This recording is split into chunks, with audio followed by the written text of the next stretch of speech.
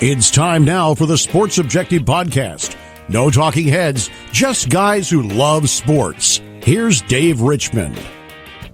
Welcome into the Sports Objective Podcast. I'm Dave Richmond. Another great show coming up, I promise you. You know why? Because we have Kyle from LaGrange Barber. What's up, dude? I promise you not great. Average at best is what you will get from me. It's going to be below average, but we'll fake it till we make it. We'll fake it till we make it. I'll at least give you average. Okay. All right. Sounds good. Bubba Rosenbaum, that means you have to be above average, man. I'll do my best. I'll put my best foot forward, guys. You got to carry above average Bubba Rosenbaum. You got above average. Yeah, he's an overachiever. Say that a few times fast. Above average Bubba Rosenbaum. Above average Rubber Bubba. Good God, right? The podcast is off to a great start, but what do you know? It's three great guys, and I tell you what, I'm very excited. We've got a lot of stuff to talk about, believe it or not, and we're going to save. We got some big announcements, but you'll have to listen to the end of the podcast to find out what that's about. And we thank you for all the great new listeners we have, all the listens we have. Plus, a lot of people are going to Facebook, adding. I saw new page likes there. Thank you very much, and Twitter. YouTube has been, that's really where a lot of our new listeners are coming from. Bubba got some smart to him and figured out how to put the podcast and full episodes up on YouTube. And because people like what they're familiar with. We love to listen on the podcast apps, but everybody knows YouTube and knows how to use it and is familiar with it. And so as soon as we start putting them up there, people are really gravitating towards that. So that's a good thing. It's a good thing and a bad thing. It's good. Anywhere anybody can listen is a good thing, but we'd like for you to listen on the podcast apps, but we'll take you anywhere we can get you. Exactly. There's no question about it. And Bubba, before we get started with the roundtable, tell everybody we've got a great guest here tonight. Yeah, on our most recent episode, we caught up with Connor O'Gara from Saturday Down South and Saturday Tradition, talked a little SEC and Big Ten. So on tonight's show, we're going to be catching up with Chris Phillips. He's the host of the Spurs Up Show, a South Carolina podcast, and he does an excellent job covering the Gamecocks, but also the SEC as a whole. So we'll talk a little more SEC football with Chris Phillips. Sounds good, and of course, like we said, after Chris Phillips, we have some huge announcements to make, so we'll do that. And let's do our roundtable first. Obviously, we're going to get to football, but guys, got a few stories to talk about first.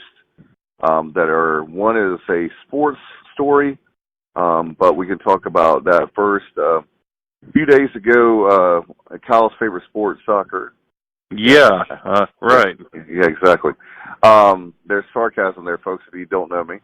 Kyle's favorite sport is football, so a different kind of football, pigskin. But anyway, the United States women's team scored 13 goals against Thailand, okay? So ever since they scored those 13 goals, they have been criticized. They've been, they've run up the score and blah, blah, blah. They've celebrated on, well, first of all, if you've ever played soccer, you run your butt off and you don't normally get, it's not every day you get 13 goals, okay? It never happens. So it was one of those things where the U.S. women's team is one of the best in the world. Thailand was just lucky to make it, to be honest. And it was a total mismatch, to say the least. Obviously, the score bears that. But I want to get your guys' take on it. It's funny how if the Americans do something, then we're wrong and we're bad. And if another team does it, well, I'm sorry, the United States should have better players. And it's just funny how when we have a dominant soccer team, then people get upset. So I just thought it was interesting. Just in general, my thoughts on that kind of stuff in general, unless you're being classless about it, like calling timeouts to try to preserve a shutout, or just blatantly trying to score with under a minute to go in the game or something like that. If you're just running your set plays and you're going through your offense, and you're not, blatantly trying to run it up, you know, I have no problem with it. Your goal is to go out there and compete, and if you can't stop them, get better. And you know, I don't know anything about soccer. I don't know how many players you have on the team. I don't know if they got a chance, you know, maybe to get some backups in, and the backups just kept they were scoring. Island. Yeah, they were scoring. So I mean, in general, without knowing any details of it, in general, I'm always okay with that unless it's blatant. Well, another thing, Kyle, is that, okay, say for example, we lose a game and a certain team puts 58 points and we only have 3. If you look at the context, there were some games that we played teams under the Montgomery era where the score was not run up on us. It was one of those things where it looked like it, but it wasn't. Right, and then you know, somebody scores 50 points on you in the first half. That's not running the score up. Right, you see what I'm saying? So I can relate to the 13-0 because what I'm saying is, do you know the context thereof? Do you know if they were scoring late? Do you know if they scored? They scored a lot all throughout, and I'm not sure how close it was to the end, but it was one of those situations. Number one, well, like you were saying, you've got one player who's Morgan. She scored 5 goals herself. They just couldn't stop her, and I'm not. Obviously, I don't. I don't know all the players, and I don't know every single thing about the women's team or the men's team. However, I do follow it enough to. I mean, maybe I would say more than a casual fan, but I'm not hardcore, like knowing all the stats and all that. But anyway, I just who was this game against again? Thailand. And then they were talking about today. It's like the story's been going on for a few days now. It's ridiculous about how the women. Look, it's 2 things with that, though, dude. And you're feeding into it. It's a dead period for sports, and people are just looking for crap to talk about. Well, that and the fact that anytime they could get a jab on the United States, a Canadian analyst said she was talking about how they shouldn't have been celebrating. That was another thing I was getting at on the 13th goal, the way they did on the first. Well, if you follow hockey or soccer, there's not a lot. That's one of the reasons why people don't like soccer. I guess not a lot of offense. I don't like soccer because it sucks, but I guess it depends. No, I apologize to any ladies who play soccer. It's a fine game for ladies. But you see what I'm saying? Like, in other words, well, let me finish my thought. I got sidetracked. Okay. If it was a player, maybe if you're a good player if you're on the freaking U.S. national team. But let's say it was an alternate or I don't know, a backup, and she got her, you know, a goal that she wasn't expected to, and that was the 13th goal. Okay, but if it was a starter, then probably you shouldn't be celebrating so much when you're scoring goal number 13. But who knows? It's much to do about nothing. I don't know.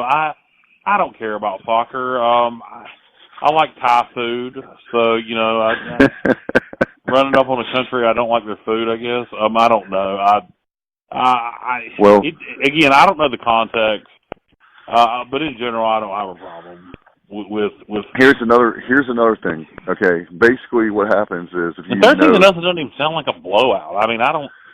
It is. Oh, it's bad. 5 or 6-0 is a butt kicking. Okay. 13 is like double. I don't know what that would be, but it's bad as far as that's concerned. But as far as the other thing, as far as strategy, another reason why you score 13 goals is because when you're playing the World Cup, one of the things they look at is goal differential. So if you score 13-0, you've already up 13 goals. So it's not just who wins the game? No, I'm saying not about winning the game, but as far as like if there's ties or there's other factors involved. And the women team, they have a tough. In other words, that was an easy match for them, but they've got some tough ones coming up. I'm sure I have to look at it closely, but I know that for a fact. And they got the nice one today or a few days ago, but what they have coming up in group play is probably not going to be easy, and then they'll have the other rounds. But I just wanted to bring up that topic because it's been one of the ones that unfortunately, people that want to kick the United States all the time. We're bad people and we do this and we do that, and it's just it's a shame that, in other words, it's a great sports story. Does Mia Hamm still play? No, she's retired. Hey, Bubba. Yeah. You a ham? So, now, Dave, what is or what are the standings like? Where are we in this thing? Because that was our first match. Okay, and, I was just thinking from the standpoint of what you're saying. That's one of those things, and that was the big thing. Why I would not have a problem with it is because why are you? I mean, yes, you want to be classy, but at the same time, if it's something that could come back several games down the road and bite you, then you can't blame them. That you blame the rule. Right, and that's the thing is that the goal differential is one of the big things they look at in group play about the one. It may come down to that, the difference between the women moving on out of group play and not. So people that know soccer is like, I can't believe Dave was talking about it. We don't normally talk soccer. It's one of those stories that it's bigger than soccer, the way that the team has been treated, which is unfairly, like they're bullies or something. It's totally ridiculous. So anyway, if you get a chance, check out the story. Another one, Kyle, I don't know if you saw this, but I want to mention this. There was a no-brainer. It's something very special to my heart, and then we'll get to football, I promise. Well, another topic and then football. Jon Stewart this week testified before Congress. We had members of Congress of the committee that didn't show up. It was about the firefighters who, 9/11, they had a bill they've been trying to pass for many years, like 18 years, to get funding to help them because there was a whole bunch of chemicals and things. There was fire, whenever, for example. When 9/11, all the chemicals in the air, yeah. Yeah. So there's firefighters that have cancer and different things have happened to them, and because of pulmonary issues, Correct. Yeah. So basically, if you didn't see that this week, folks, get a chance. It was a great moment. I will say this, Kyle, because we have Democrats and Republicans that are on this show, and so depending on who's on the show and not with us, we have both parties, people that probably don't care about politics, but it was a beautiful moment because it made you think, instead of being a Democrat or a Republican, it made you think about doing the right thing and to help these guys out. I know the House passed it, I think maybe Wednesday or Thursday, I don't know about the Senate, but to me that was a no-brainer where that's a bipartisan thing where you should get that done. And I went up to New York City after 9/11. It's something that is near and dear to my heart.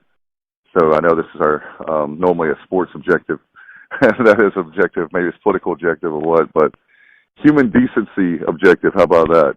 The right thing objective. So I just want to get your thoughts, guys, on that. I saw something about the story. Pass the bill. I mean, I don't know the contents of the bill, but if it's about getting help for these guys that risk their lives on 9/11 to save lives and they're having health problems, and need to do what we can for them. Absolutely. He made a good point. Do you know the response time to after when the first plane hit? Do you know how quickly they got there? I would imagine rather quick, based on how public that was. 5 seconds. Wow. Well, okay. You don't even. All these other stories you hear that how quickly, within a matter of minutes, a couple minutes, 5 seconds, and it's taken, like he said, he got emotional. That was my favorite part, or the part that got to me about how they got there 5 seconds, but yet we've been dragging our feet for 18 years. So anyway, folks, if you get a chance, check that out. I know it's all over YouTube. It's all over everywhere. A great speech by Jon Stewart. And again, it was nice to see that it's more than just Democrats or Republicans or about all kinds of craziness with the president, whatever. It was nice to see a political story where everybody was coming together. It was kind of nice. Guys, I had another sad moment on Sunday I want to talk about that I told you guys earlier, but on Sunday in Williamston, where I live, the local Sonic closed. I love Sonic, love drive-ins. It's a really big thing for me. And I know this kind of sounds crazy, but I've just had a really hard time with it because I love the place. I want to ask you guys off the top of your head, and then we're going to move on to football and talk sports. Do you guys have like restaurants or shops or stores that you can talk about? It doesn't matter if it's a chain or if it's a local place, whatever, that it closed and had a deep impact. I mean, I feel bad. Like, I feel sad. It's like I feel almost ashamed bringing it up. Like, it normally, if it's a lot of places, it wouldn't be a big deal. It just I have an attachment to Sonic, so. Gotcha. You don't know where you're going to get your tater tots and your Tony's now. Where's my happy hour, Kyle? Yeah, come on. You're going to have to help me with happy hour now. I got you. Local Chinese restaurant in Kinston, North Carolina, called China King, which is a common name for Chinese restaurants. Right. Was there for years. Time I was a teenager, my mom moved to this area. The guy who owned it got in Calvin's show, and we ate there so regularly. Calvin and I became friends. I've known him since I was a teenager. When he was a young guy, when he opened that restaurant with his dad, as I got older, and then he was about 10 years older than me, and ran the restaurant. And him and I, just were friends, and used to eat there all the time, 2 or 3 times a week. Best Chinese food in this area by far. And he decided to close up shop and move to Wichita, where his brother lived, to help him run his restaurant, bigger market, more money. And that was extremely sad because it was a part of my life and my wife's life and a lot of my family's life going there. And not only just the restaurant, but, our friendship with Calvin. And so when it closed and he moved away, that sucked big time. So that by far is the biggest impact of something closing. Other places. I remember as a kid, David, there in Williamston when Roses closed, the original Roses. Yeah. There's a Roses in Williamston again, but the original Roses there. Remember that whole parking lot? Yeah.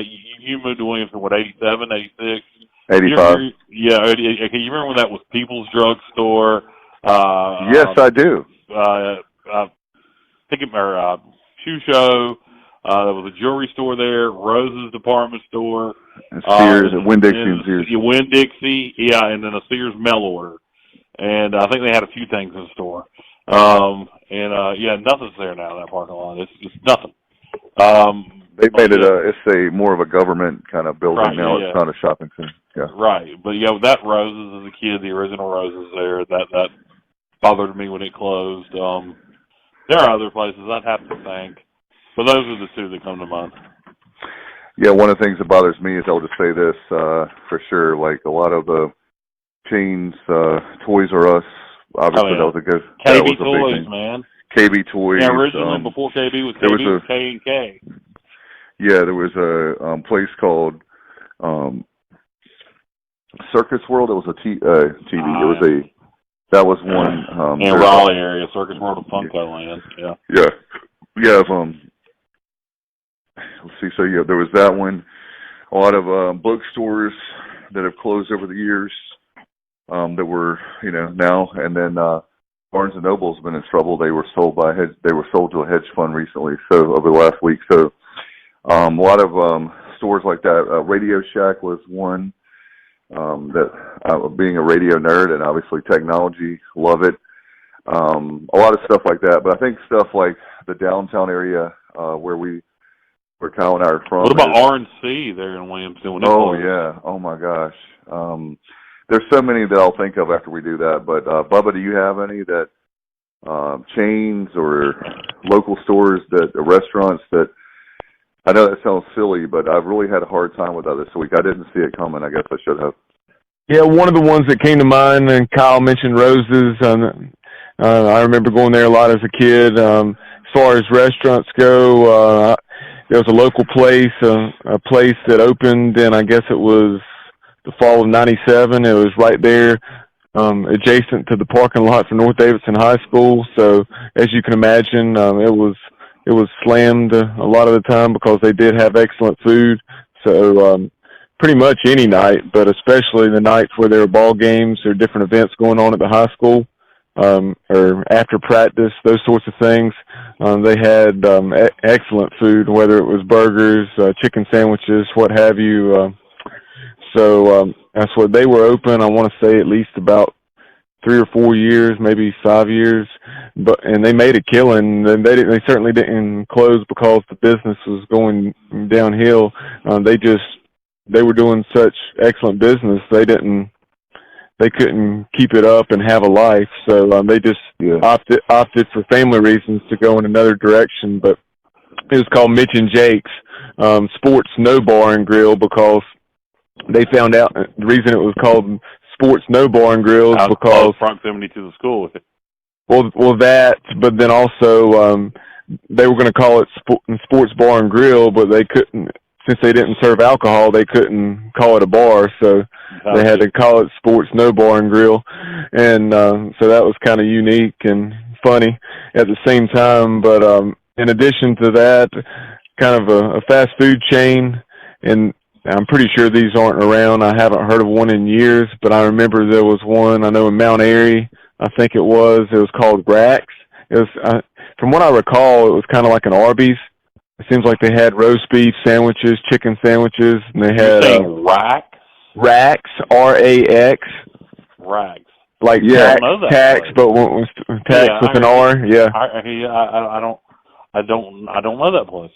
I remember my dad loved it, and they had excellent blueberry milkshakes. You said it was a chain. Interesting. I have to look that up. But it's not. I don't think it. But it's not. It wasn't something. I don't think it's one that was not in our. Regional. It wasn't like It's not, and it's not something that was in Eastern North Carolina, Kyle. Right. Yeah. I need to. Still, I'm familiar with a lot of stuff. I need to look into that. I like stuff like that. So check it and check it out. I'll tell you one, Kyle. I'll tell you one that needs to come our way. This Bubba's way, and I'll just make this real quick, and then we'll move on because it's not the subject matter I was going. But speaking of local chains, regional chains, I would kill to have a Biscuitville in Eastern North Carolina. They're not going to do it. I actually don't think there's Biscuitville all the way as far west as where Bubba is. We do. We have a Biscuitville in Lexington. Okay. To be honest with you, I don't recall. I don't think there's one here in Salisbury or down my way. But I know Winston-Salem has them. Clemens, Burlington, just west of Winston. Triad. Yeah. Winston-Salem's the Triad, and I guess Lexington's kind of fringe. But I was considering you more Charlotte area. But they're Triad to. I think there's one in like Danville, and there's Triad, and I think Dave, the nearest one's in Clayton. That sounds right. Yeah. Drive out there, but when Riley has some of his baseball tournaments in Clemens, which is, I guess, a good 45, 50 minutes from here. Go ahead. I'm sorry. 45, 50 minutes from here. The morning to those baseball tournaments, sometimes we'll get biscuits there at Biscuitville, and they have an excellent bacon, egg, and cheese.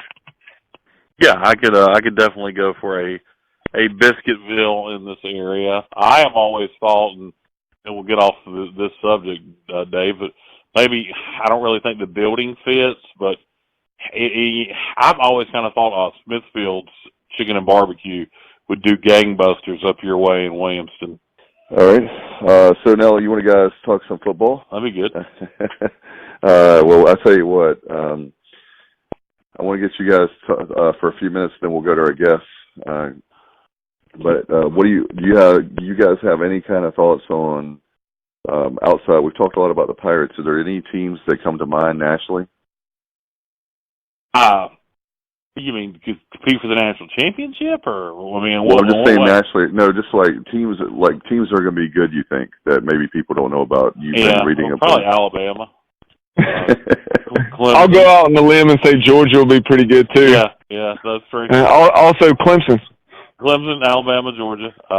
Probably Oklahoma will be good in the Big 12.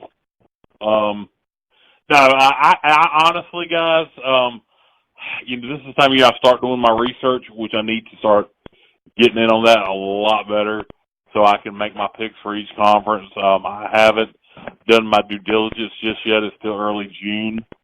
And quite honestly, I'll be honest, I use Phil Steele, not his picks, because I really think my picks are just as good as anybody else's.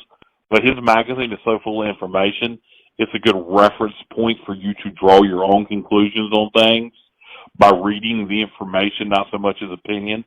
So I use his magazine as to do a lot of my research. So it ain't out yet.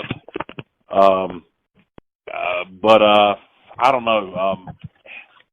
Besides the obvious, the usual suspects, I need to do my research, really. There's some teams that are going to interest me. Ohio State with the new head coach. It'll be interesting to see what they do. They got a lot of talent. Urban Meyer's recruited well there. So it'll be fun to see what they look like this year. I need to do my research. Bubba, what do you got? I'm looking forward to seeing how things go at App State with the staff change there. Yeah. They have an awful lot coming back, so I'm very intrigued to see how year one of Eli Drinkwitz goes. I know they have that game that we actually mentioned in their conversation with Chris Phillips. They go down to play the Gamecocks in, I think it's maybe the second week of November. So that will be interesting. And because if Scott Satterfield was coming back, this is a team that would be probably expected to push for 10 wins for sure. So Appalachian could win 8 or 9 ball games, and people could be a little disappointed.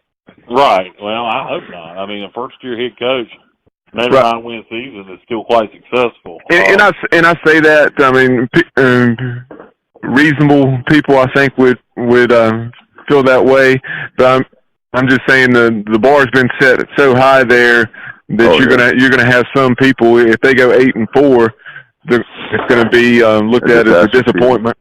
Yeah, and the transition, from that, Bubba, to add on, up in Louisville, Satterfield, his first year up there, how will he translate from App to Louisville? It took him a couple years to get it going at App. He took over for Coach Moore, but his first 2 years weren't that great.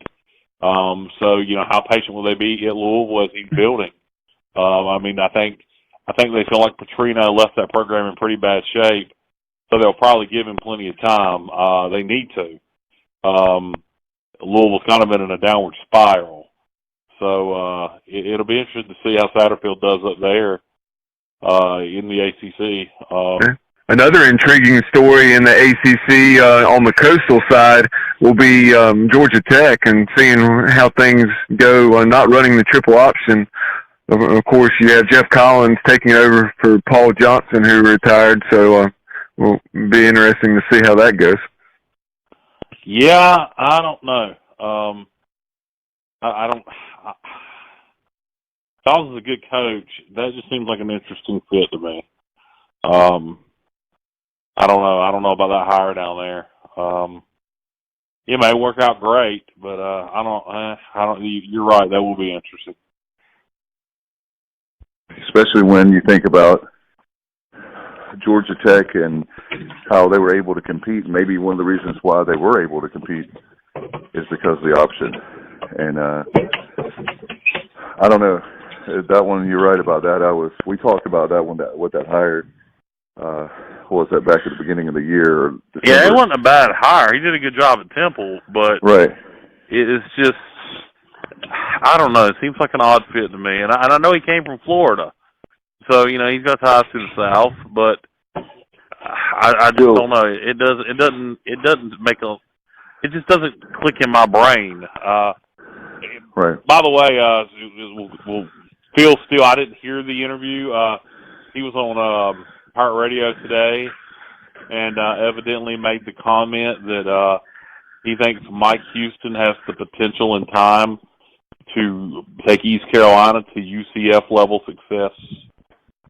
Yes, I saw that tweeted out by Pirate Radio as well.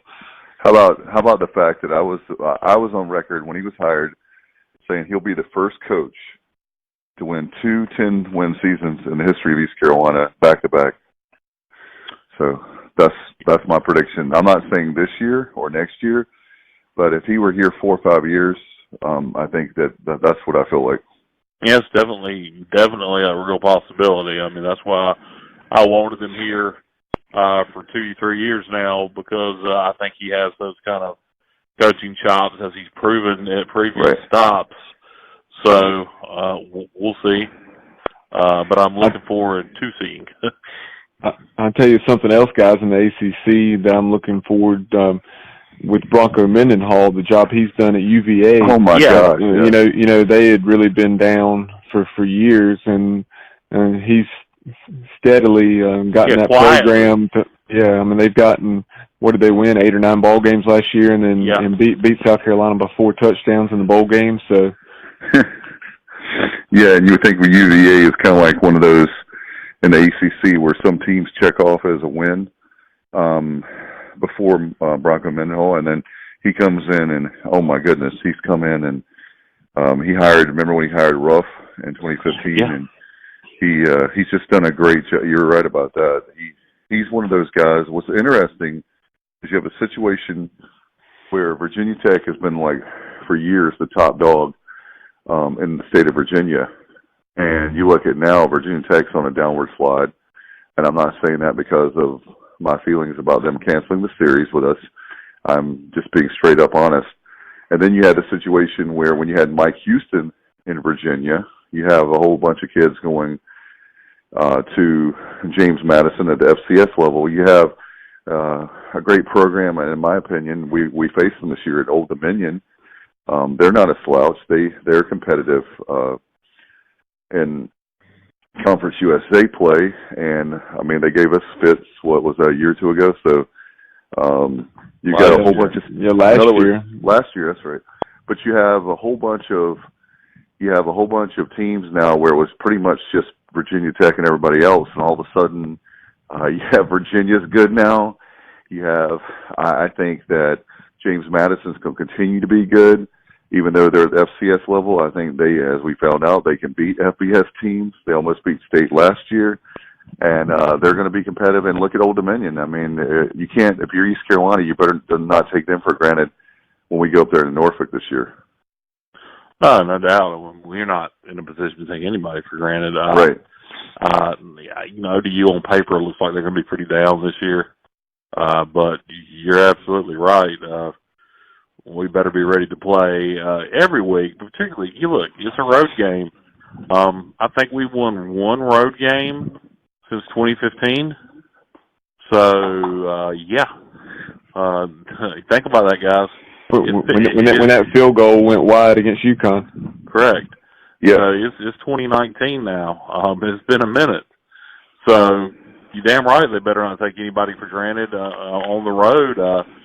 In fact, because of that stat, unless we take care of business against NC State or Navy, which is possible, if we don't take care of business in one of those 2 games, I bet because of that fact, that's not winning a road game since 2015, except at UConn.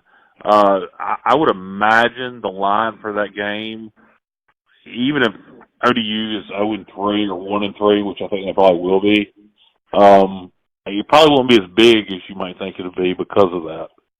And ODU has a great home record. Yes, they do, and they got Bubba was sharing with us the stadium renovations just a couple of days ago. So, Bubba, you want to go to head to our guests?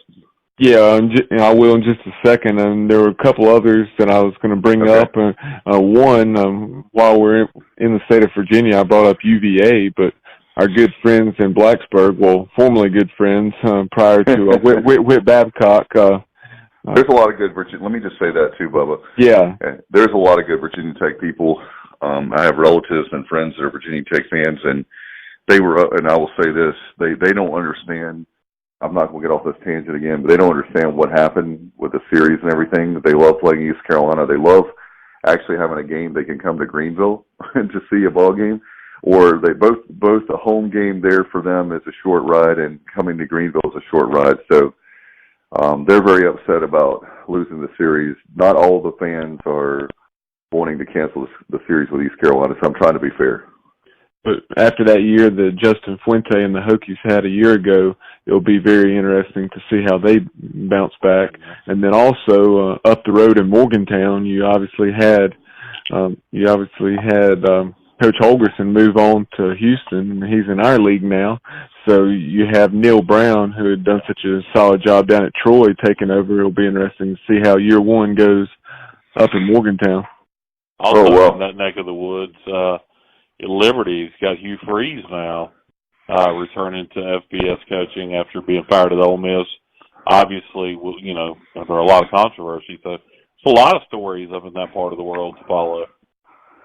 It really is, and like I said, for the days of Virginia Tech fans to think that they were the top dog, they're not the top dog anymore, and we'll see how things play out. But I tell you what, there's a team in Columbia that wouldn't play. They're not playing us as well, but we definitely love our next guest, right, Bubba?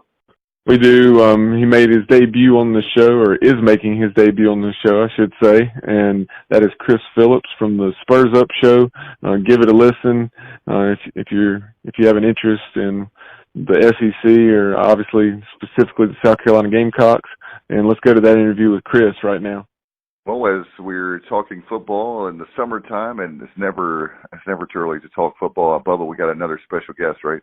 We do. I'm very excited to talk a little South Carolina football and also about the SEC. And now we would like to welcome in from the Spurs Up Show, Chris Phillips. Chris, welcome in. Hey, guys. Appreciate you having me on, man. Looking forward to talking some football. It's never too early. That's right. We're excited to have you on because that means that we're getting every day that we get closer and closer. And unfortunately, our baseball team didn't play very well last week, and so we're out of the hunt there for Omaha. So as soon as that was over, our very own Kyle from LaGrange said, "Hey, man, it's football season." So here we are, and we wanted to bring you on and talk some football. Yeah, it's funny. I don't think football season really ever ends in the South, even with obviously the Gamecocks baseball program being what it is for South Carolina fans. But yeah, football never truly ends in the South. That is 100% accurate. Your old coach used to call this time of year talking season. Yeah, indeed. No, it is certainly talking season, and there's a lot of that going on right now, and certainly will be a ton of that next month at SEC Media Days. I know everybody's really looking forward to it, as am I. So, Chris, I wanted to start things off. Obviously, you guys are going into year 4 of Will Muschamp. What are the thoughts around the Gamecock fan base, and are you pleased with things and where the program seems to be headed?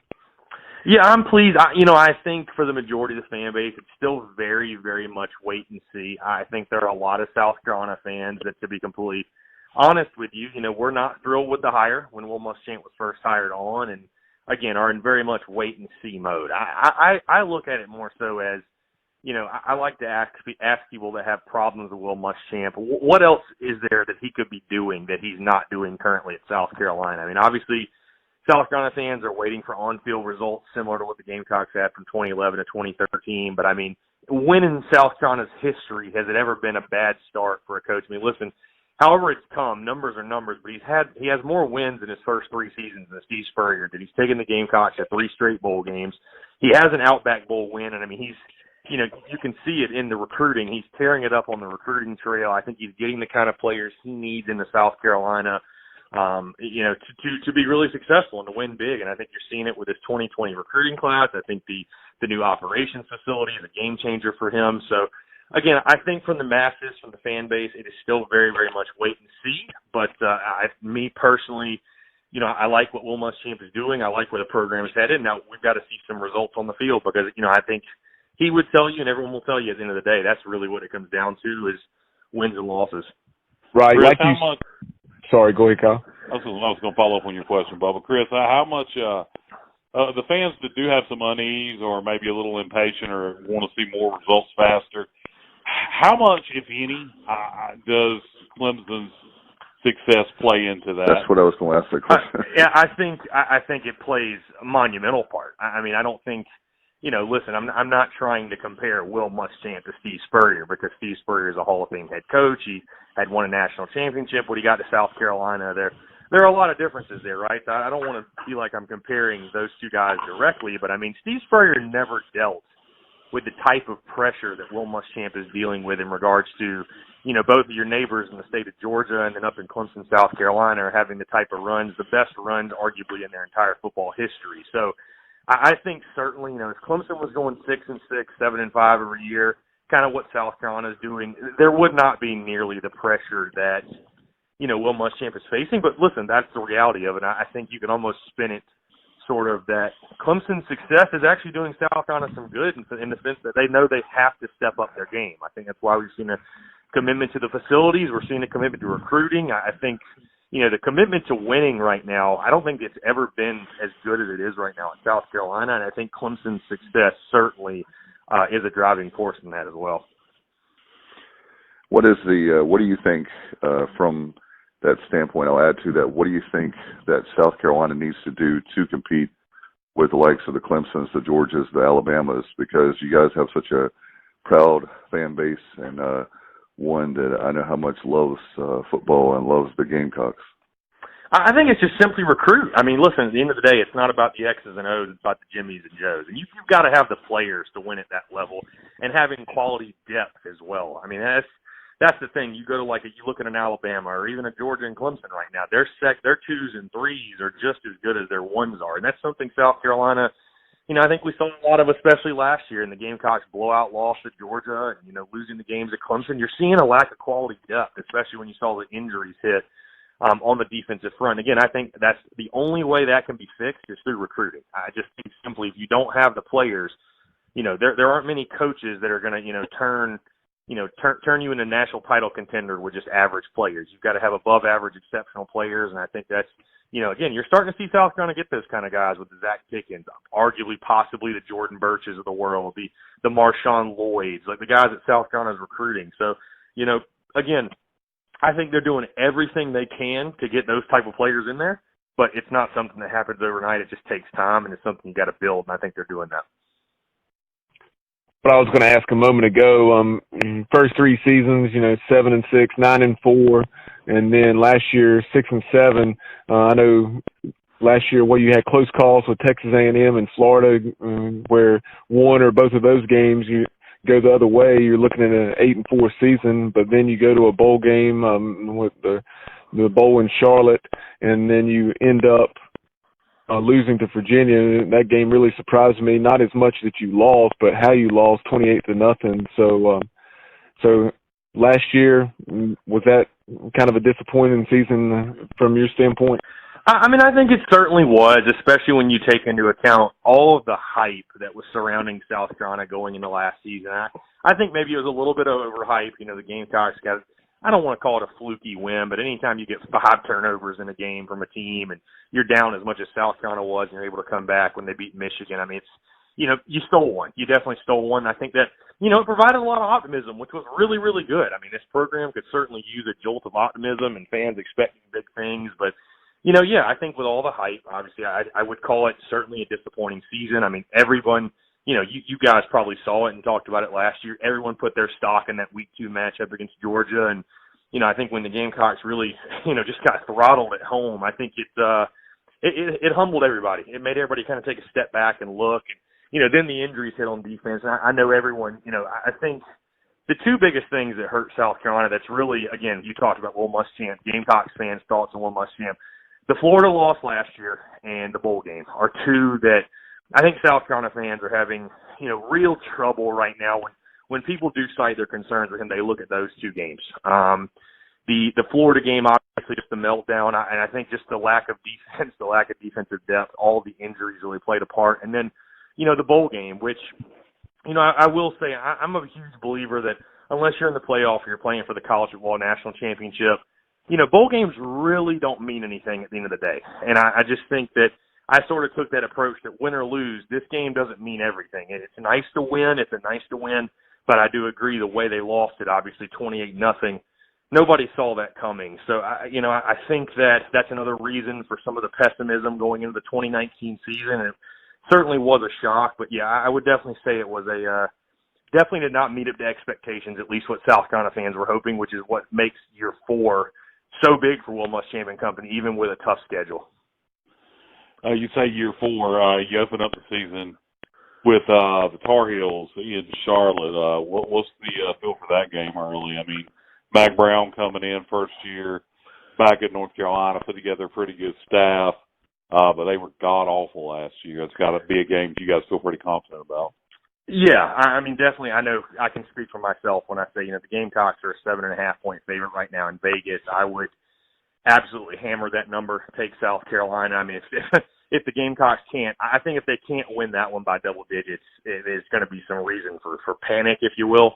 Obviously, openers are tricky. Openers are very tricky, especially when there's a new coach on the other side. And, I think the interesting storyline of Will Muschamp working under Mac Brown and all that, I think it is intriguing. But listen, on the field is where it's played and the guys on the field. And, I mean, you're looking at UNC, they're probably going to be starting a true freshman at quarterback. South Carolina's got its most talented front seven it has had under Will Muschamp, and it's got some real. The defensive side of the ball is something I'm very excited about for South Carolina in 2019, and I think they should be able to have a field day. And you think of Jake Bentley on offense, you have a fourth-year starter, you do have Brian Edwards and Shi Smith back. I know you lose Debo, but I think that's a game where South Carolina has a chance to get off to a very loud start in 2019 and get a really, really big win over North Carolina. After that game against the Tar Heels, you guys have Charleston Southern, obviously a FCS foe. And then it gets real very quickly in Game 3 against Alabama. So talk about opening conference play with the Crimson Tide. Yeah, it's funny. They're going to be. I bet the over/under is probably at 1 million times. We're going to see replays of 2010, and can South Carolina pull the upset again? That's the question on everybody's minds. I mean, you're right. It gets real fast when you're taking on Alabama. Listen, that one specifically, I think for South Carolina, it's more about showing that they can come out in a big game and at least be competitive. And I don't want to set the expectations low for that one necessarily. That fans should want to see a win, should want to see South Carolina go toe-to-toe with Alabama. But, again, I think that's going to be a big one for the perception of the progress of Will Muschamp's program, because at the end of the day, he's doing everything right. You've got the operations facility, they're recruiting at a high level, but there's no hiding Will Muschamp's struggles at South Carolina against ranked opponents in big-time games. Again, the last time South Carolina was on a national stage or the bowl game, they lost 28-0. I just think for the program, from a national perspective, you don't have to beat Alabama. You don't have to win. I personally don't think 2010, is going to happen again.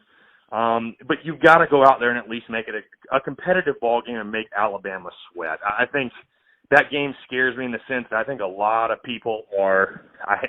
I think it's funny to say people are sleeping on Alabama because Alabama might be the number one team in the country in the preseason, but I think people's last image of Alabama is them getting shellacked by Clemson in the college football national championship, and I know better than to think that Alabama will come out ready to play, looking for revenge probably against everyone they play in 2019. I think for South Carolina, it's about making that one a competitive ball game and making the Crimson Tide sweat.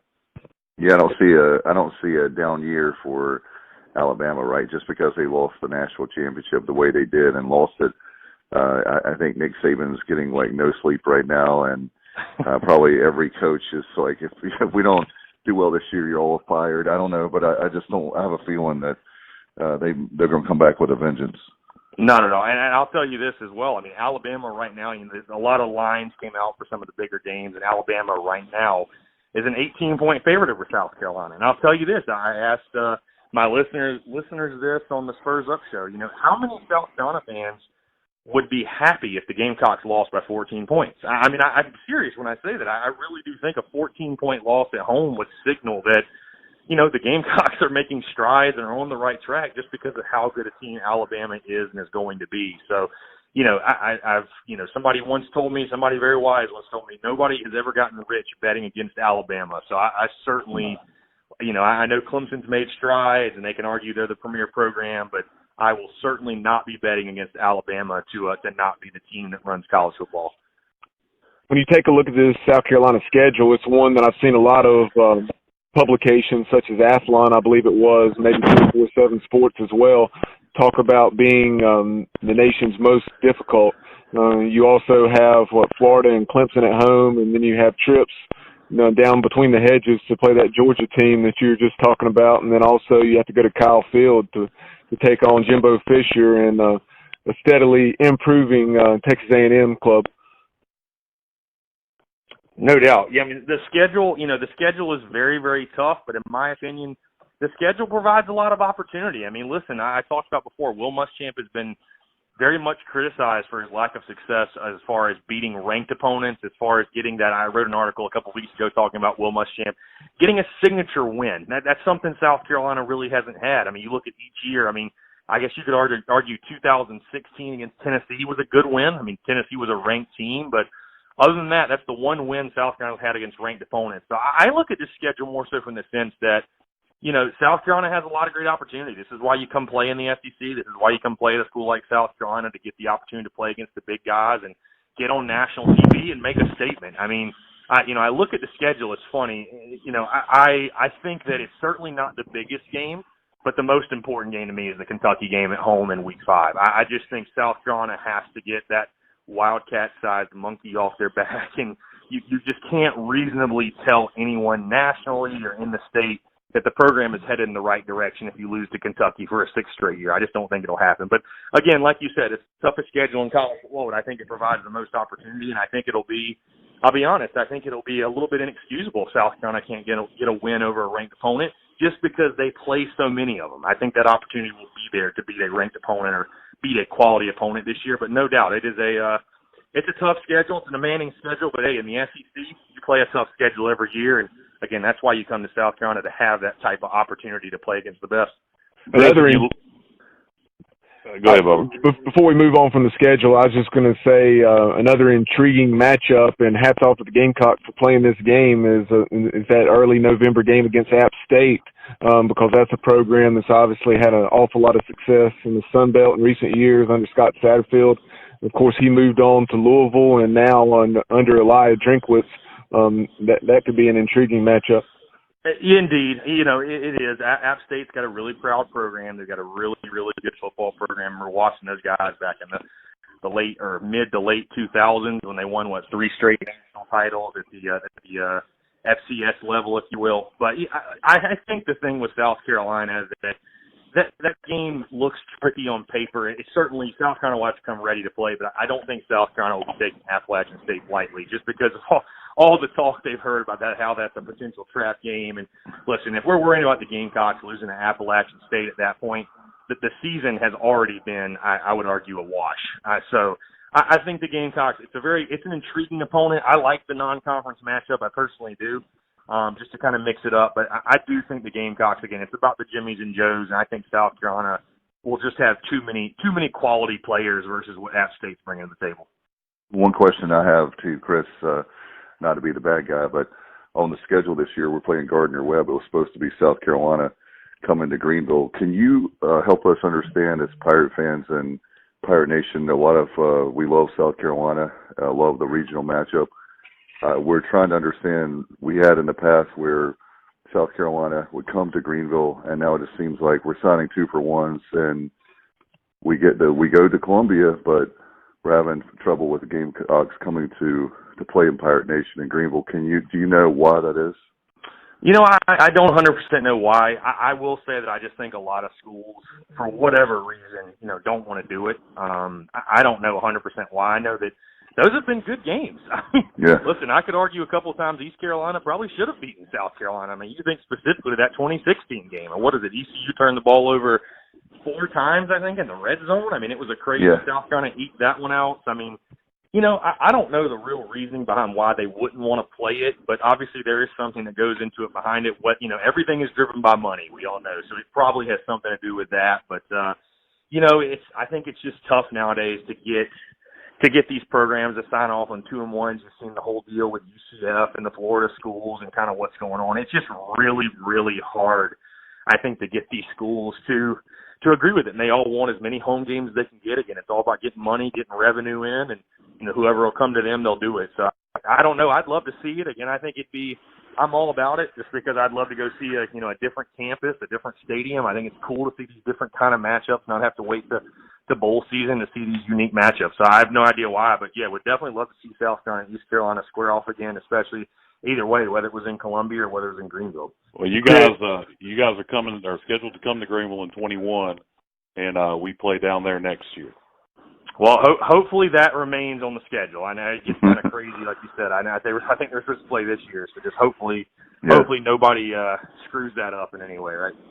And Chris, you referenced those Florida schools. I know USF along those same lines, like you're saying. They had a 2-for-1 with Texas, and Texas bought out that game in Tampa and moved it to Austin, and I think they're giving USF something like $1.7 million or something. Right. Oh yeah. No, it's like I said, it's all money driven. I mean, that's really what it comes down to. But I'll be completely honest with you guys. I mean, I know that the scheduling is a big deal, and people say how laughable Alabama's schedule is, and the weakness versus strengths of the schedule. I mean, I'll be honest. I mean, when you play in the SEC and you play the type of schedule, I mean, look at South Carolina's schedule. I am maybe I don't want to see a team play 4 non-conference games against the school for the deaf and the blind, right? I don't want to see those type of matchups, but I mean, South Carolina already has a non-conference matchup every year with Clemson, who is doing what they are doing right now. If the Gamecocks want to schedule 2 in-state FCS opponents or something like that, I'm all for that. Again, the schedule is tough enough, in my opinion. If you go undefeated in the SEC, you're going to the playoff anyways. You don't need to schedule crazy hard, again, especially in the Gamecock scenario where you're already having to play Clemson every single year. So I love seeing the matchups. I love seeing we have the openers, Florida, Miami. Like, we love seeing those type of openers, but I think I'm one of the few on the side that you play in the SEC. I mean, you look at South Carolina's schedule this year, even if they didn't have any of the non-conference opponents, you could still argue it's one of the toughest in college football. Yeah, and to add on to the 2-for-1 talk and all, about, Bubba, you mentioned about Texas buying out the game at USF and South Carolina buying out the game this year that was supposed to be in Greenville, and hopefully the one in 2021 will stay on the schedule. But at some point, you got some ADs at some of these Group of 5 schools like East Carolina, like USF, and we have a brand new AD here now. He's going to have some balls and just say, you signed this 2-for-1. We're not taking the buyouts. You either come play it or you forfeit the win. I agree. Go ahead. And that's how I would handle it. And so hopefully that's how John Gilbert will handle it, our current AD, if it comes up. I agree. I was going to say, I think what a lot of people have given his name slips my mind at the moment, but the UCF AD, a lot of people have given him crap for how resilient he's been, but I think he's really setting the precedent, actually. When you really step back and take a look at it, I think it's impressive what he's doing. And I think he will not be the UCF AD long, just in the sense that there will be a bigger school that scoops him up. There's no question, because when you have the guts and the balls, as you mentioned, to stand up to the Florida schools, the big-time Florida schools, I mean, that's not easy. That does take guts, and I think it's impressive, and I think you're right. I think a lot of other Group of 5 ADs should honestly follow suit and try to do exactly what he's done. Yeah, because the money's going to come. If the home game's already signed, they'll need to take the buyout, because if they honor the game, the money's going to come anyway, because you're going to sell a lot of tickets. Exactly. But I was going to ask you about the East as a whole. Obviously, Georgia's going to be the favorite. How's Florida looking with year 2 under Mullen and Tennessee? Yeah, I mean, obviously you already mentioned the SEC East runs through Athens, Georgia. I fully expect the Dogs to get back to Atlanta. It's funny, an interesting stat. Georgia has not gone undefeated since 1980 when they won the national title. So I think the Bulldogs will slip up somewhere. But, yeah, I mean, there's a lot of optimism in Gainesville, obviously, with Dan Mullen year 2. I'll be honest with you guys. I'm not quite as high on Florida as some, just because, honestly, the Gamecocks had Florida beat by 17 points in their home field and really blew that game. I don't know if it's because of that particular game or what it is, or maybe because Felipe Franks is still their quarterback. I'm not 110% sold that Florida is all of a sudden going to really seriously challenge Georgia for the East, but there is a lot of optimism in Gainesville. I think they'll be a solid team. They do still have talent. And then obviously a lot of optimism in Tennessee as well, which I'm extremely wait and see on that. with Jeremy Pruitt, what he's building, they still have questions on offense.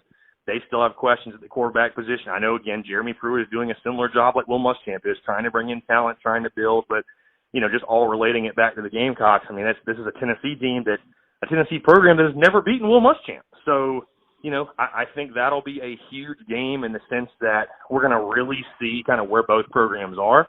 I think it's important for South Carolina to win that one to, stay ahead of Tennessee. I mean, South Carolina as a program, I would say, has been ahead of Tennessee the last couple of years. I think it's important they win that one. They win that one to, to stay ahead of those guys. Then you look at the bottom, and I mean, with all due respect to Kentucky, who's beaten South Carolina 5 years in a row, I think Kentucky will struggle. You lose Benny Snell. I don't think Terry Wilson is a guy that's really capable of going out there and win the game solely on his arm. I know Mark Stoops has done a good job, and for Kentucky, there really is nowhere else to go but down, right? When you win 10 games in 2018, I think they'll certainly take a step back, hover around bowl eligibility, and then I think Vanderbilt rounding out the bottom of the SEC East under Derek Mason. Yeah, I mean that the Kentucky team, they've been doing well, but from all the experts I'm hearing, including yourself, looks like they're going to be maybe a 500 team, like 6-6 at the best. Yeah, I just think when you look at all they lost, Benny Snell, obviously their all-time yards leader, and then on defense, I mean, you lose a guy like Josh Allen, you're not replacing that guy, at least not at Kentucky. This is in Alabama where they're just reloading. There isn't another Josh Allen on the Kentucky roster, so I think they will struggle. I do think Kentucky will struggle. Again, it's funny, I tell people that even with the 5 years in a row, there hasn't been a single game in the Kentucky streak that I've gone into expecting the Gamecocks to lose. I just haven't. I think that'll be the same. Honestly, I think that'll be the same sort of scenario this year, where I think there will be a lot of nerves because the Gamecocks need to get the monkey off their back. But I just don't think South Carolina fans do not look at that Kentucky game and say this is one we should worry about. That's one that's chalked up as a win every single year in the preseason. So, but yeah, overall, again, the SEC East, it runs through Athens. I think Georgia could possibly trip up against Florida in the world's largest outdoor cocktail party, or at Auburn. I think at Auburn's a tricky game, but yeah, it's Georgia's to lose, no doubt. Something else I want to ask you. Oh, go ahead, Bubba. Sorry. I was just going to say, before we shift and talk about the West, obviously somebody that you're familiar with that South Carolina-Clemson rivalry is Kelly Bryant. So with that move that he made to Missouri, what do you think about that and him taking over for Drew Lock? Yeah, I apologize, guys. I completely forgot about Missouri. But, no, it's interesting. Missouri is one of the more – So does everyone else. It's one of the more interesting teams in the SEC. I mean, Missouri was quietly very good last year. And, I mean, I hate to keep saying I'm wait and see on everything, but I don't think Kelly Bryant is as good as Drew Lock is. There have been a lot of South Carolina fans that have expressed worry to me about the Gamecocks' road trip up to Columbia, Missouri, and I'm just not quite as worried yet. I mean, I think Missouri's a team that benefits from kind of a softer schedule. But I think you look at that one, I think that's one the Gamecocks should still win. I mean, the Gamecocks have had great success against Mizzou. I mean, you look at last year's crazy rain game as probably being the closest game against those guys in the last couple of years. But I mean, yeah, it's an intriguing storyline. I'll be very interested to see kind of the motive or what really motivates this Missouri team. They're not eligible to go to a bowl. They're not going to be a team that's going to really contend for the East. So what drives them every week? Because I think if things start to go south in Mizzou, they could really go south. But there's been other people that have picked Missouri to win 8-9 games in 2019. So, they're definitely an intriguing team led by Kelly Bryant, the transfer from Clemson, and I think he'll have a solid year. But I think people are kind of sleeping on really how good Drew Lock was. Now shifting to the SEC West, I think pretty much anybody would be a fool to think Alabama's down. They seem like they're, of course, once again, as long as you have Nick Saban as your coach, it looks like they're going to be chalked in as the number one team coming out of the West, right? And they've earned that. They should be chalked in as the number one team. Again, listen, like I said, nobody, until we see otherwise, nobody has ever, every year there's going to be people that kind of go against the grain and say, this is the year Alabama finally falls off, if you will. I'm not going to be that guy. I think Alabama is still the team to beat in the SEC in general. Obviously I think going back to the East a little bit, Georgia's number one goal, all that's left for Kirby Smart to do, and I think their number one goal this year doesn't even revolve around the SEC East. It revolves around beat Alabama. That's what Georgia's number one goal is in 2019, is to find a way to beat Alabama. So, no, I think the road to the SEC championship in the West certainly runs through Tuscaloosa, but, we take a look every year and we think that maybe LSU can challenge, maybe Auburn can challenge, maybe Jimbo Fisher's Texas A&M team can challenge, but no, I really do think that it's, Alabama's going to be the team to beat, and they're most likely going to, they might go through the season undefeated. I think there's a really good shot they go through undefeated, or maybe just lose one game. But yeah, it's Alabama's conference until somebody else steps up and says otherwise. And Chris, who you like second in the West? Would you go Coach Ogeron and LSU, or I kind of like Texas A&M? I think Texas A&M is the sexy pick. I just think people really are jumping on that Jimbo Fisher bandwagon. Listen, Kellen Mond's a really, really good football player. I mean, he's fun to watch. I remember watching specifically the Texas A&M Clemson game last year. I mean, he's a dynamic player. There is no question. I think Kellen Mond is even sort of underrated. To me, he could be one of the best players in the SEC.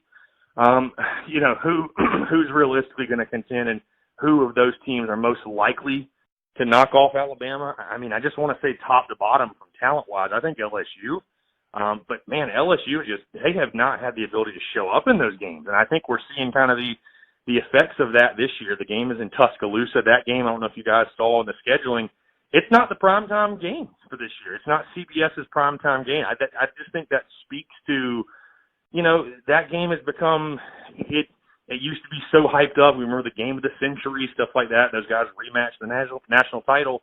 Yeah. That game's lost some of its luster because it's been so one-sided for so long. So, I mean, you'd like to think maybe LSU could be that team, but realistically it's just going to be who can step up and beat Alabama. I mean, Auburn's always got a chance in that rivalry, but, yeah, I mean, Texas A&M's definitely an attractive pick. I think we're going to know a lot about the Aggies after week 2 when they go to Clemson and take on those guys. But, like I said, I think out of those three, Texas A&M, Auburn, LSU, I would probably go with the Tigers.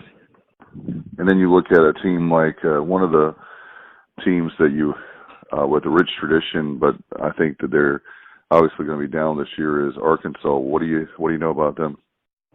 Well, there's only one way to go for them, and it's up. When you have as bad a year as they had in 2018, I mean, you're only going to improve and get better. But listen, it's a rebuilding job for Chad Morris. I mean, Brett Bielema did not. I mean, when you have that big of a coaching philosophy change from what Brett Bielema wanted to do versus what Chad Morris is trying to do, I mean, there are just inevitable growing pains you're going to have to go through. And I think we certainly saw that last year. And, it's funny, Arkansas, before the Clemson game, Arkansas actually played Alabama as good as anybody did last year. Scored a lot of points, kept that one decently close for a little while. But, no, I think Arkansas, once again in 2019, they'll struggle to get to a bowl. Not sure they really will. They'll probably be floating around that 500 level all season. I think it's going to be a rough one for Chad Morris. But, again, Arkansas fans, I think, sort of knew what they were getting into, and you're going to see a lot of patience exerted down in Fayetteville, no doubt.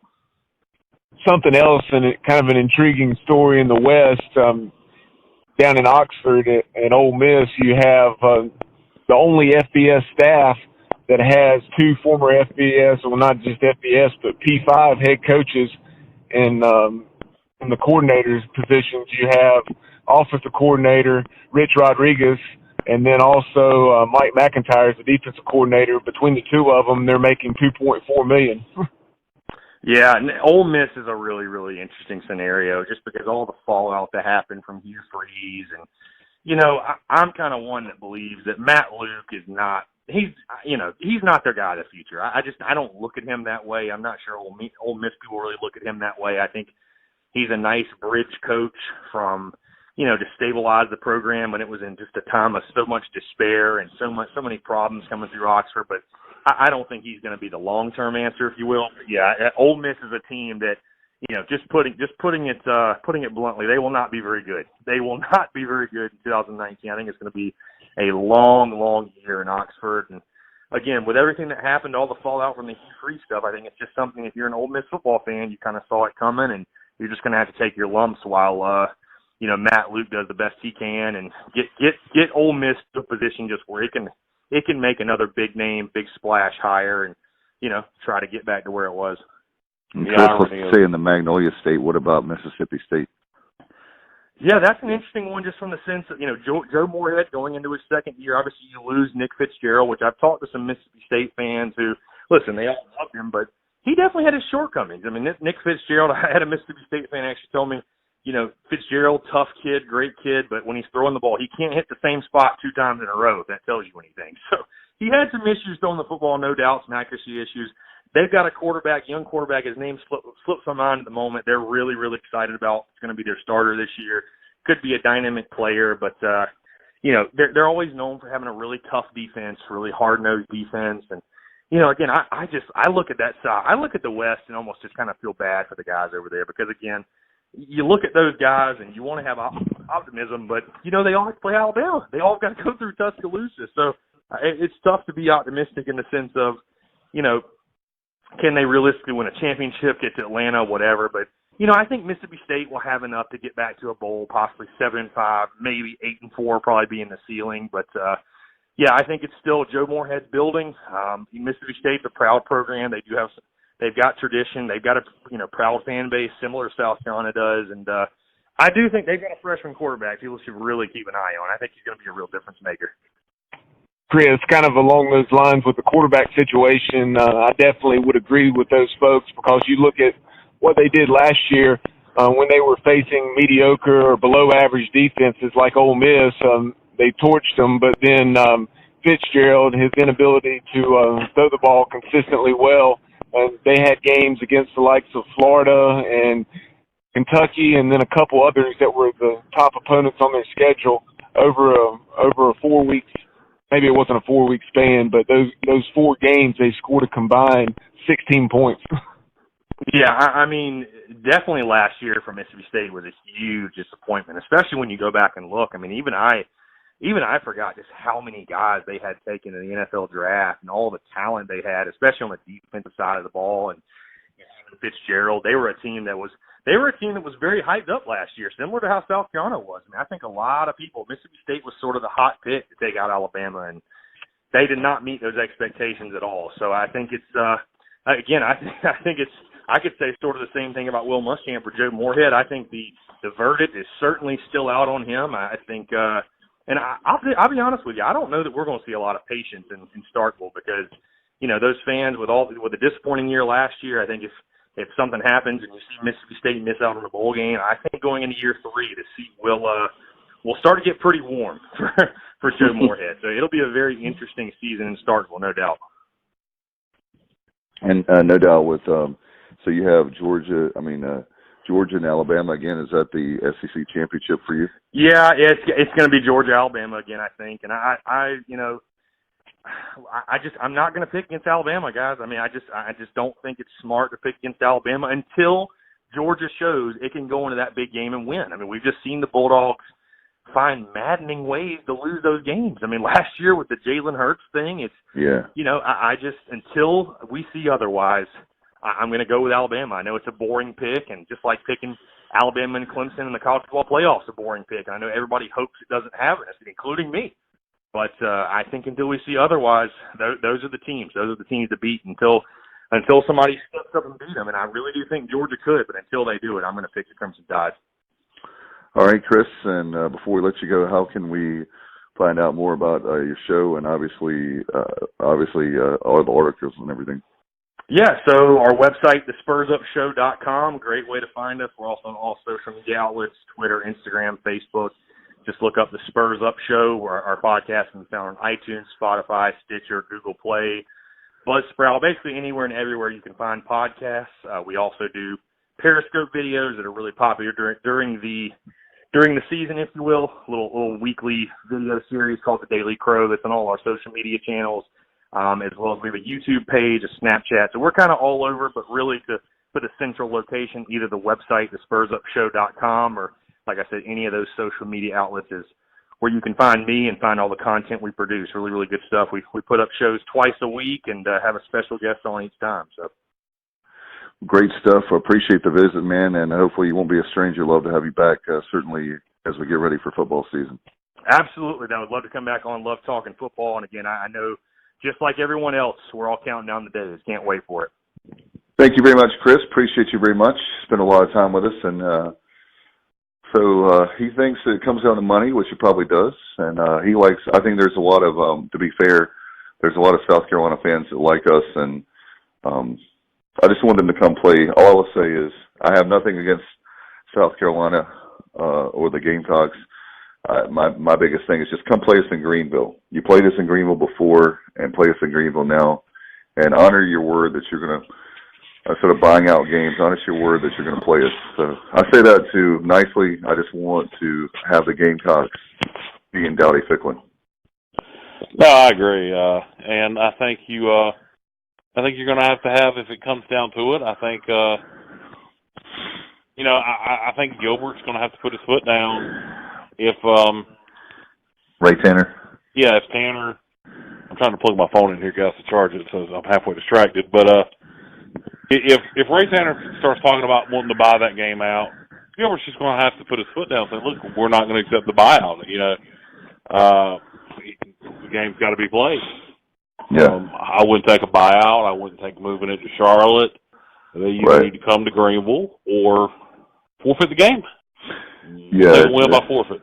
Yeah, exactly. And sometimes not politics aside, but sometimes you have to play hardball. Especially, it's not being a jerk; it's standing up for your program. And people in Pirate Nation will really love. They already love John Gilbert, but to take that stance will be in our best interest. Not only us, but also the Group of Five, because we've got to stand up for what's right. And I hate that term. We're Division I, and guys, if you think about it, look at a Pat Dye. Pat Dye was the reason why we're Division I. And for us to fold like an old card table is terrible when you think about a guy like Pat Dye and the legend of Pat Dye brought us to the modern day era, Division I football.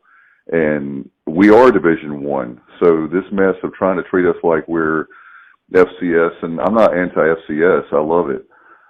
But we are Division I. We should be treated like Division I. And I think it's going to take a group of 5 athletic directors need to get together. And Kyle, I know you said this before, it's probably going to come down to legal action against the other schools and the NCAA to acknowledge that we are Division I and that we deserve the same rights as the quote-unquote Power 5, which I can't stand. Yeah, we are FBS, Division I FBS. Right. And, we're doing all the same things that the so-called Power 5 is doing in terms of paying player stipends and things like that. So, we need to be treated the same. And in terms of these schools wanting to buy games out or whatever, I think Holland let them move it the first time because he genuinely thought they were coming later. Then they moved it again. Then, Captain Moron, Jeff Confer, let them move it again. And now, or buy it out or whatever they did.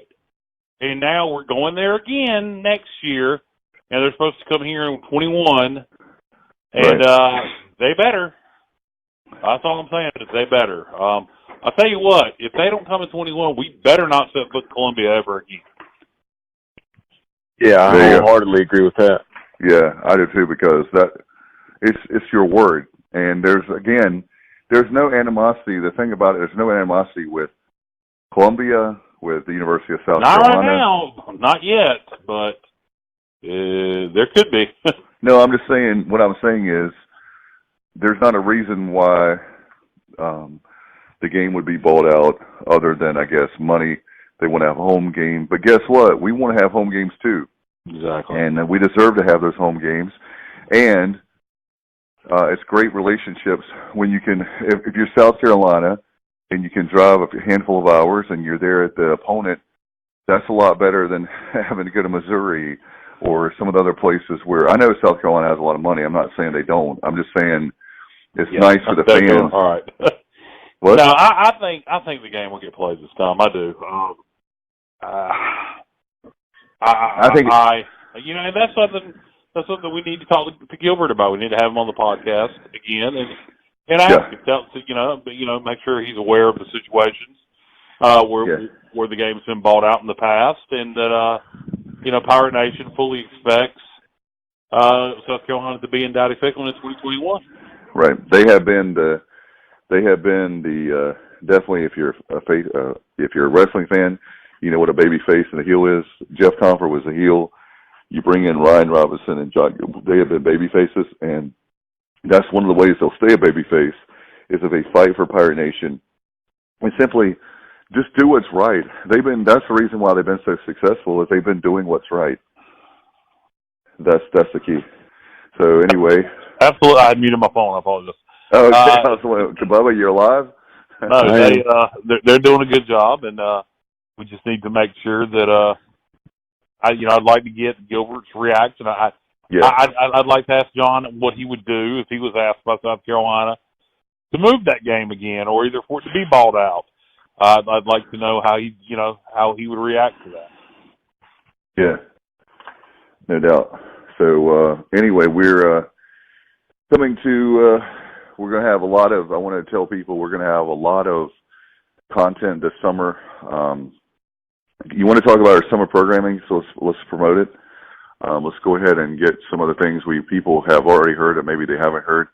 We're excited about. Kyle and I had an idea before Bubba joined us full time for the podcast and officially a part of the team for the watch party, where we're going to take classic games and we get former players to watch the game with us on YouTube, and you can watch along with us.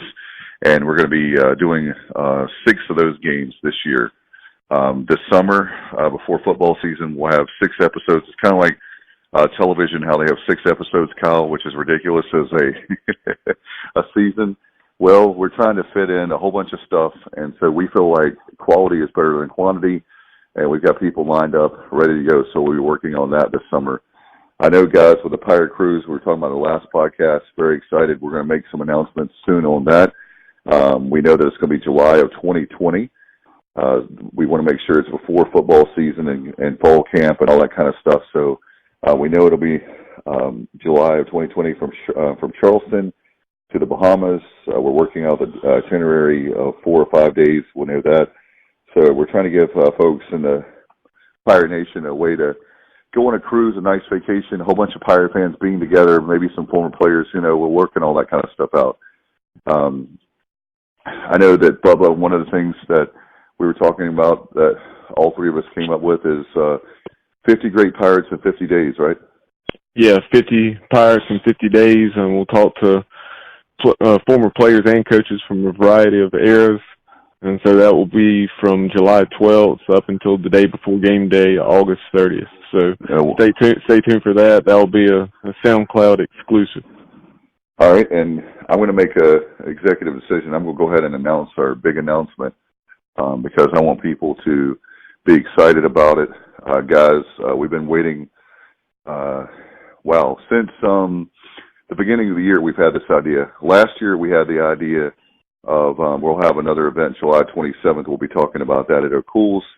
But we've had the nostalgia party that Kyle and I have been working on since the beginning of 2018, and we had it obviously then. Well, this year we have another idea we're going to have that we started out the beginning of the year. And guys, I want to tell you, for listeners right now, starting next month, we're going to have a show every Friday morning from 8 a.m. to 10 a.m., and it's going to be taking place. I just got the final word today, so we'll go ahead and announce it now. Giddy Up Coffee House in Williamston. It used to be an old KFC, and they've remodeled it. They have 2 locations, excellent coffee. We're going to be there. We're going to have a lot of guests come in, a lot of people locally. Maybe if you're not local, you want to come by and drink coffee and talk football. Guys, I want to go ahead. I'm so excited about it, and go ahead and make the announcement now. Yeah, coming up Friday morning football. Like you said, at Giddy Up Coffee House, it'll be a lot of fun. Dave will be there live in person. Bubba and I will be joining him by phone or either pre-recorded segments or a combination of the 2. I'll should be some Fridays where I can be there in person too, few and far between. But it should be a lot of fun. it's going to be exciting, and we've already had a lot of people, guests, that have said that they would do it, so we're not going to put those out yet. We'll keep those a secret. We'll keep that part a secret and other things that we're going to do with it, but I think that Pirate Nation wants it's getting you ready for college football season. That's why we're starting it next month to do previews, and we're all ready for Pirate Nation, are ready for the new season with Mike Houston, and so it'll be a whole bunch of different guests and different topics, a lot of fun. You never know what's going to happen. It's a live broadcast, so that's going to be fun. I'm really excited about it. Bubba, are you awake? Are you excited about it? Yeah. We'll talk football on all three levels. In addition to talking East Carolina football, we'll talk to area high school coaches, and then we'll also talk to some from the western part of the state out my way, and we'll also have some pro football analysts, beat writers, and those sorts of things to talk about the Panthers, Redskins, what have you. Very excited about it. We're going to have a lot of fun, and I tell you what, we're going to be having fun every Friday morning. Again, it's Giddy Up Coffee House, the Williamston location. They have another great location if you're in Washington. We have a lot of great friends in Washington, so please go and support them. They stepped up for us and allowed us to be there. We're going to be there having fun. We appreciate them stepping up and allowing us to do it and supporting us. So we have a great venue where you can come drink coffee, talk football. If you can't be there, we're going to have recorded. So we talked about the recorded segments. We're also going to have a chance for Pirate Nation to call in, or maybe if you're a fan of a different team than the Pirates, you can call in as well. Some big matchups, you give your thoughts, or who knows what the storylines are going to be for the Pirates or for college football. So we'll be doing that. And let's see what else, guys. We mentioned about July 27th. We got a next event at O'Cool's. Huge summer. Thank you, Pirate Nation, all the people, the Sports Objective Nation, for we were talking about at the beginning of it. It's just amazing. We could have one of our biggest months ever. We did last month, and last month looks like the record's going to be shattered again for the biggest month in 2019, right, Bubba? Yeah, it's certainly looking that way. As we're tomorrow we'll be halfway through the month of June, and we're on pace, for more than 5,000 listens. So, and also thank you so much, and we'll tell you a little bit later on all the different ways that you can listen. Yeah, and by the way, Kyle, we actually have it and Bubba, we actually are going to break sometime in the next day or two the record for most listens in a year. We already are going to be surpassing 2018. Granted, we started in March, and we really didn't get the throttle going as far as the full team until July. Kyle's been with me since literally day one. But as far as all the podcasts we had going on, we had maybe one podcast a week back then, or two at the most. So the numbers are going to be better for that. But again, it's because of you, and we don't spend enough time thanking the listeners, Sports Objective Nation, most of us Pirate Nation, but we do have people that are in Tar Heel Nation and different ones that listen to our podcast. So we want to thank all of them for listening. Now, Bubba, do you want to tell folks where they can find us? Yeah, you can listen to our show on YouTube, and then also, in addition to listening to our show on YouTube, we have a lot of other content on there as well, videos of the Dowdy Ficklin Southside Project and so on. We also have TuneIn Radio where you can listen, SoundCloud, iHeartRadio, Blog Talk Radio, Google Play Music, you name it. If you just simply going to your podcast app on your iPhone and listen to our show. You also follow us on social media at the Sports OBJ on Twitter, at the Sports Objective on Instagram, and also like and follow us on Facebook. A lot of great stuff, guys. Do you have any final thoughts before we go?